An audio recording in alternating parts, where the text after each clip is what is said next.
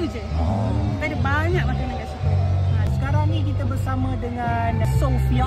You rasa dari sudut makanan, negara asing manakah yang terbaik? Malaysia. Oh, Laju. wow. Malaysia, Malaysia. Bila kita makan pergi satu kedai tu, dia bukan fokus dekat makanan Melayu je. Kita ada banyak makanan kat situ.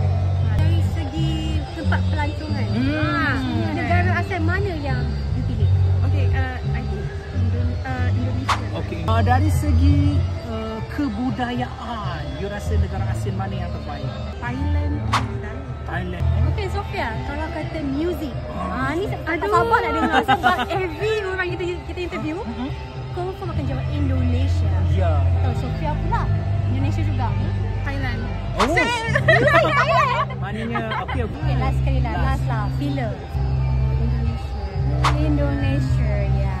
Kenapa? I tak layan those romantic punya movie drama. Cantik.